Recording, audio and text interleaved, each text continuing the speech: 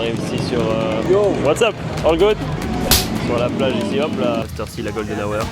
Le soleil vient juste de disparaître à l'horizon. Il y a mes potes Irish et Erika qui se sont rencontrés. Va-t-il y avoir de l'eau dans le gaz? Je vais vous montrer un peu le food court. Entre légalité et illégalité, nous allons découvrir dans ce reportage les dessous de la cuisine. Abonnez-vous pour le savoir. Can I get some burger? Les assiettes ne sont pas toutes des michetots. Et moi, bah, le Tahiti du coup. Ah ouais. Je trouve excellent, ça fait trop longtemps. Voilà à quoi ça ressemble.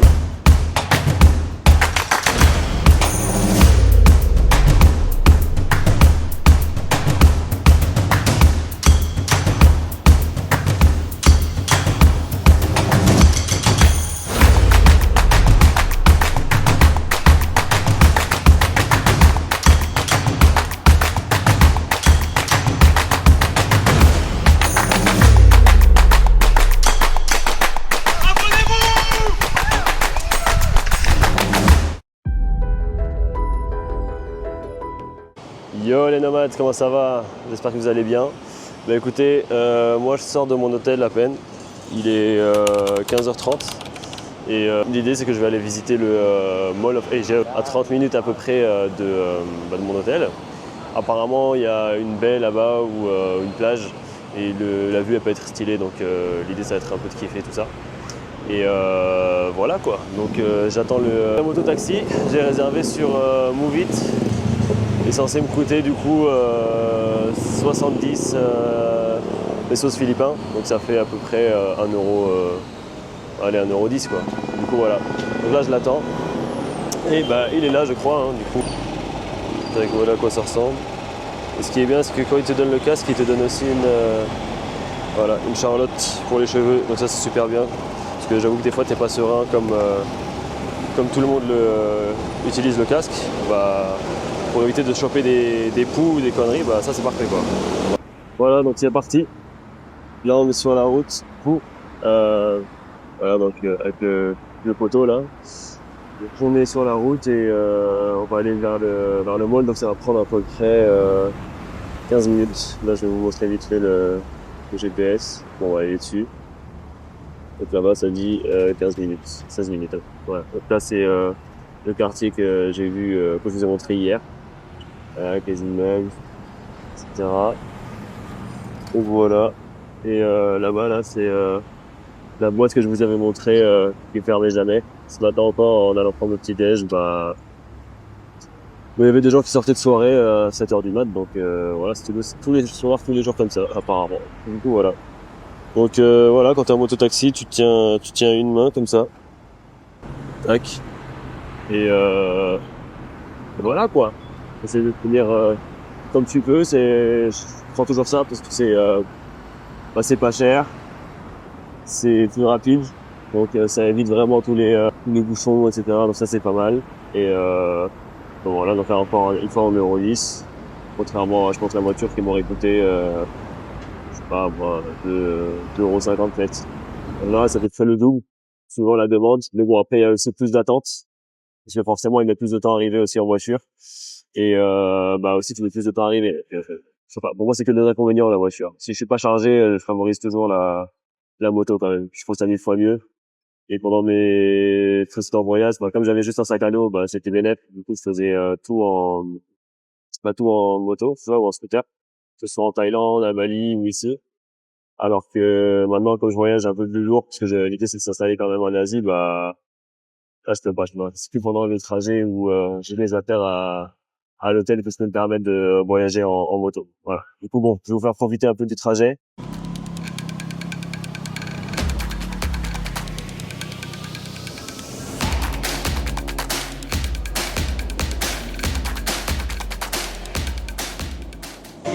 Yo les gars, du coup, là je me trouve ça c'est Ola Hostel Manila.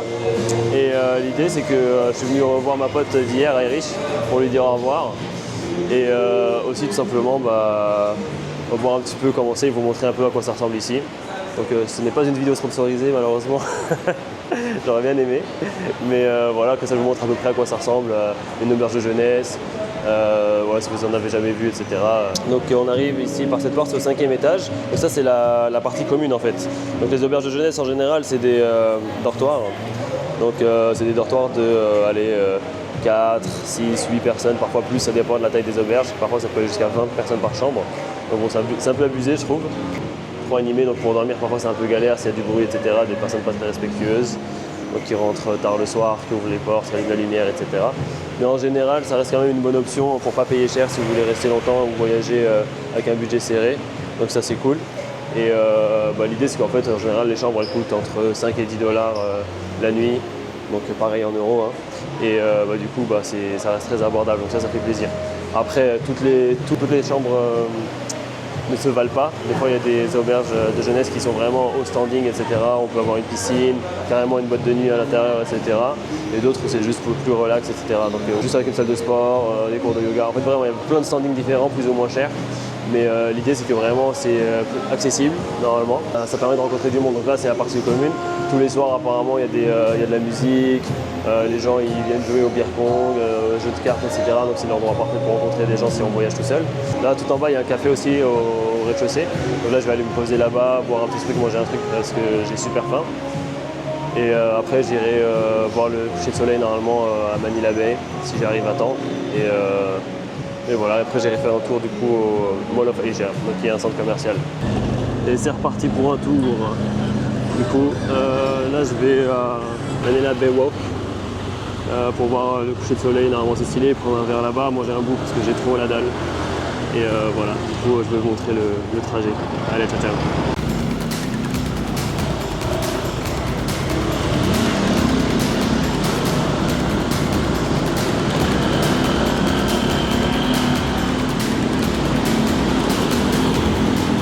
En vrai c'est bénéfique parce que comme vous pouvez voir là j'ai la petite caisse là derrière la moto, ça me permet de me reposer dessus. Je suis grave plus tranquille que tout à l'heure, comme ça je peux filmer à une main, je suis tranquille. Là je tiens même pas là. Genre j'ai même pas besoin de tenir avec l'autre main, je me suis en équilibre comme ça tu vois. Moi ici je tiens la protection pour la caméra dans laquelle je la range et c'est bénéfique tu vois. Donc ça c'est cool, donc ça fait plaisir. Voilà pourquoi j'aime bien prendre les mototaxis parce que tu vois, tu passes directement entre les voitures, etc.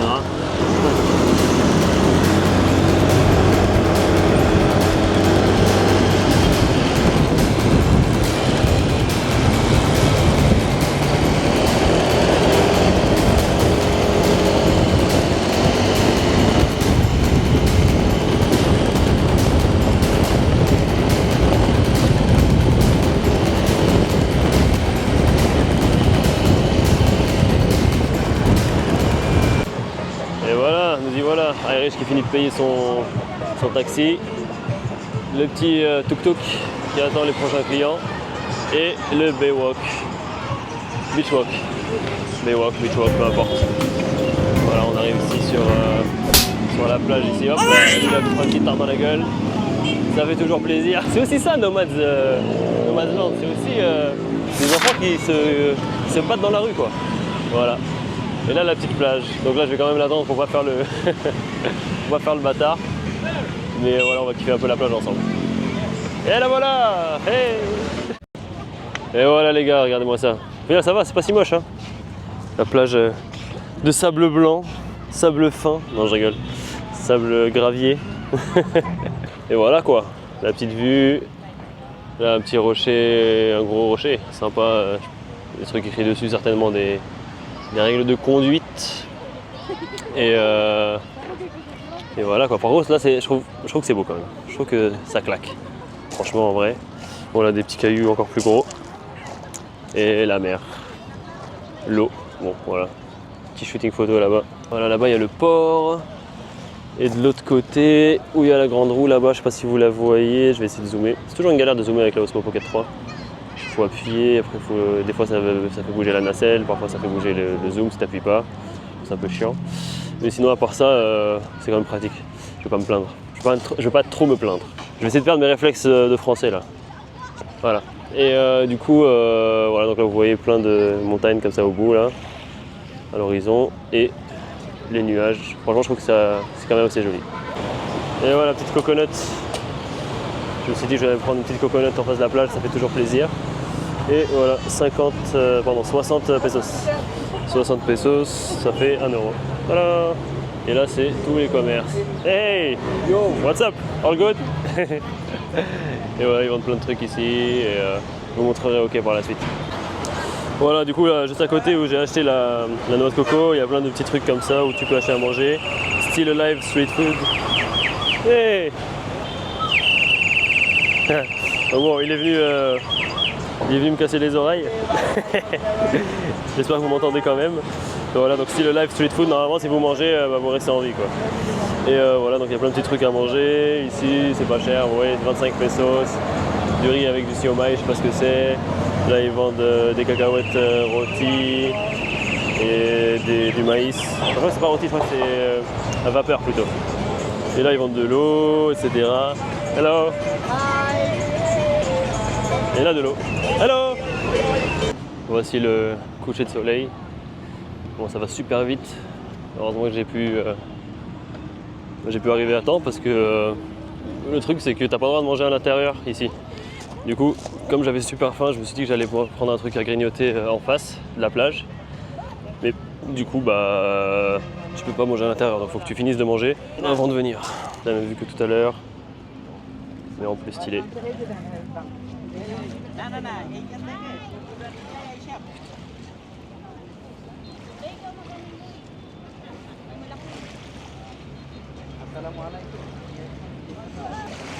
Il n'y a pas que moi qui vlog. Il y a un petit chat ici. Coucou toi. Et voilà. Des couleurs vraiment magnifiques. À cette heure-ci, la Golden Hour.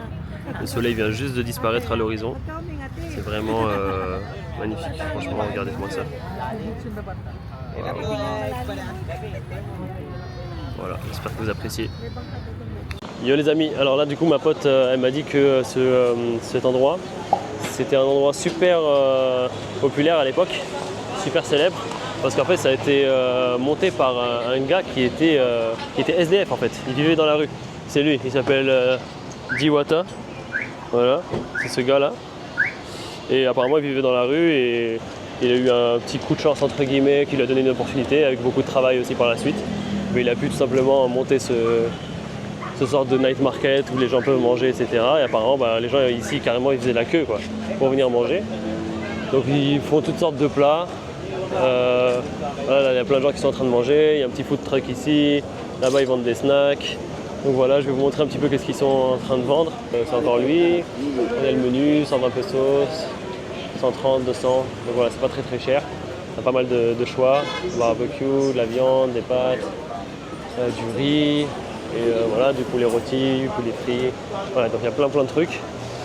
Et voilà, donc là c'est dine-in, overnight promo. Donc là, tu restes dormir, tu peux avoir le petit-déj inclus dedans. Et là, tu as plein de choix de... Hello, hey, good evening. Et tu peux avoir plein de choix de nourriture, je vais te montrer. Hop, donc là, tu as tout ce qui est poulet frit, poulet caramel par barbecue, des ribs. Donc tu as plein de trucs différents, ils mettent de la musique, il y a de tout quoi. Donc voilà, là il y a du riz. Hello! Hello! Et voilà, donc il y a plein de choix. En tout cas voilà. Et voilà, il est là, le Mall of Asia. Donc c'est le centre commercial où je voulais aller. Il a l'air hyper grand, on va aller voir à quoi ça ressemble à l'intérieur. Donc... Yo les gars, du coup là c'est bon, je suis arrivé, je suis à l'intérieur du mall, du coup Mall of Asia, très grand mall à Manille. Je sais pas si c'est le plus grand ou pas de l'île certainement, mais je sais pas si c'est le plus grand des Philippines. Il y a forte chance que oui. Le plus grand d'Asie, non je pense pas parce que je crois qu'il est en Thaïlande celui-là. Et le plus grand du monde, il est à Dubaï. Mais il y a moyen que ce soit peut-être le deuxième plus grand d'Asie, un truc comme ça, ou alors au moins le plus grand des Philippines. Voilà, donc je vais vous montrer un petit peu, franchement c'est très joli. Hein. Un petit carrousel, voilà, pour décorer un peu. Là ils ont déjà mis les décorations de Noël, donc il y a toutes les lumières. Il y a les bois de Noël, des petits sapins, etc. Là du coup il y a mes potes Irish et Erika qui se sont rencontrés. Va-t-il y avoir de l'eau dans le gaz? Nous le saurons au prochain épisode. Du coup voilà, je rigole. C'est les deux potes, donc il n'y a pas de souci. Et voilà quoi, ils vendent de tout. Hein. Il y a des montres. De toute façon, il faut savoir qu'ici en Asie, il y a toujours tout plein de malls, de centres commerciaux, parce que les Asiates, ils aiment ça, quoi. Ils aiment trop ça. C'est joli en plus. Et en termes de prix, bah oui, c'est toujours plus intéressant qu'en France évidemment, qu'en Europe aussi peut-être. Donc, comme là, j'ai très très faim et je pense qu'elle aussi. Du coup, on va aller manger. Du coup, je vais vous montrer un peu le food court. Mais ce qui est bien en général en Asie, et même dans les centres commerciaux en général, je sais pas si c'est pareil en France ou alors très vite fait. Ici, tu as vraiment genre un étage qui est dédié à la bouffe. Et là, du coup, tu as plein de restaurants, stands différents avec une grande terrasse en commun. Et tout le monde peut manger ensemble, peu importe ce qu'il aime. Donc, il n'y a pas besoin de se chamailler. Qui veut manger japonais, qui veut manger mexicain, qui veut manger je ne sais quoi, thaïlandais. Au moins, chacun prend son plat, on se retrouve au milieu et on mange tous ensemble. Bien qu'on ait des préférences différentes. Voilà, il y a le cinéma. Je crois que les prix, ça dépend. Là, tu vois, la séance Wicked, elle est à 390. Donc ça va, c'est pas cher. Ça fait. En vrai, c'est pas. J'ai déjà été dans des pays où c'était beaucoup moins cher. Tu vois, la séance à 3 balles en Thaïlande, etc. Alors que là, la dernière fois, on voulait aller au cinéma et j'ai vu que ça faisait 20 € pour deux facile. Donc bon, c'est abusé. Je pense que ça dépend aussi si c'est de la 3D, si c'est autre chose, tu vois. Mais de l'IMAX ou je ne sais quoi. Mais c'est vrai que ça joue. Pareil, une fois au Vietnam, j'avais payé aussi 20 € je crois pour deux. Après, on avait eu des grands sièges, des fauteuils inclinables, etc. C'est vraiment stylé. Mais voilà, je trouve que quand même, tu vois. Quand tu vas au cinéma en Asie, tu t'attends à payer beaucoup moins cher. Et c'est pas forcément le cas. C'est assez sympa, il y a du monde comme à chaque fois, il y a beaucoup de monde. Genre super sympa. Les filles qui papotent. Et voilà quoi. Les petites décorations de Noël. Ça, je crois que c'est un peu un truc style pharmacie. Voilà, parapharmacie plutôt. Voilà. Et voilà les gars. Le food court. Puffy's.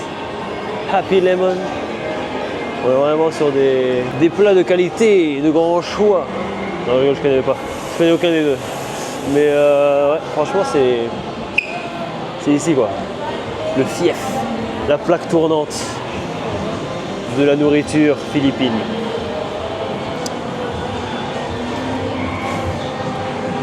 Nous sommes à Manille. À première vue, ça paraît un coin très tranquille. Mais le soir, ça devient la plaque tournante des plats les plus exotiques que vous puissiez connaître. Entre légalité et illégalité, nous allons découvrir dans ce reportage les dessous de la cuisine philippine. Vous verrez des choses que vous n'auriez jamais pensé voir.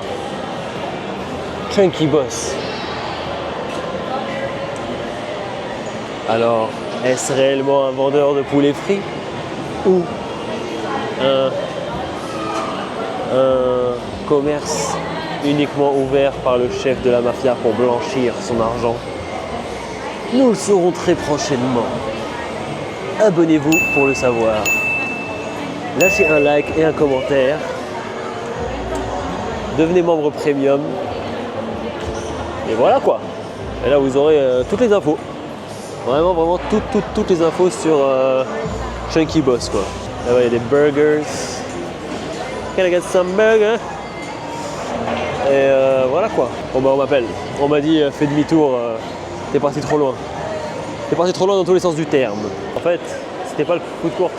Le vrai food court il est là. Donc j'étais au 3e étage et il y a beaucoup plus de choix. Et comme vous voyez, il y a toutes les tables, comme je vous avais dit tout à l'heure, où on peut se poser, peu importe ce qu'on a acheté à manger. Et correction du coup, enfin plus de précision, ce mall c'est l'un des plus grands de Philippines d'après ce que j'ai vu sur internet. Mais c'est pas le plus grand d'Asie. Le plus grand d'Asie c'est celui de Téhéran et en Iran du coup, et c'est aussi le plus grand du monde. Donc il est même plus grand que celui de Dubaï. Mais en général ils disent que c'est celui de Dubaï parce qu'il y a des classements différents, etc. en fonction des régions, etc. Et aussi ils comparent aussi par rapport à la surface brute totale du centre ou alors de la surface commerciale. Donc en fonction de ça, il y a parfois certains paramètres qui peuvent rentrer en considération qui fait que c'est celui de Dubaï qui est plus grand ou alors celui de Téhéran. Voilà, parce que celui de Téhéran il fait quand même quasiment 2 millions de mètres carrés. Donc c'est pas mal quoi, ça en fait des choses à acheter quoi. Du coup voilà, là on a du banh mi, bon banh mi. Là on a du salis. Regardez-moi ça, il y a écrit si t'as pas eu ton ticket de caisse, ta boisson est gratuite. C'est incroyable, c'est fou ça. Du coup voilà, j'ai eu un Thai tea, ça m'avait manqué. Donc je suis trop content, en plus c'est Erika qui me l'a payé, du coup ça fait grave plaisir. Quand c'est gratuit, c'est toujours plus bon, hein, quand c'est gratos. Du coup voilà, les assiettes ne sont pas toutes des michetots. Voilà. Faut le savoir. Après j'ai peut-être de la chance, mais moi ça m'arrive souvent perso. Parfois c'est moi qui invite, c'est moi qui régale. Mais sinon, il y a beaucoup de fois où c'est elle aussi qui paye quoi. Donc ça c'est cool. Elle ne m'aime pas que pour mon argent, donc ça va. Là, elle a pris un thé au citron. Et moi, le Thai tea du coup que on va goûter. Ah ouais, je trouve excellent, ça fait trop longtemps. Elle n'a pas goûté ça et les deux ça nous a coûté, enfin ça lui a coûté 290, 290. Ouais, je suis un peu bilingue, je parle aussi suisse. Donc voilà, 290 et ça fait à peu près, vous divisez par 61 quoi. Je vous laisse faire, vous êtes des grands maintenant.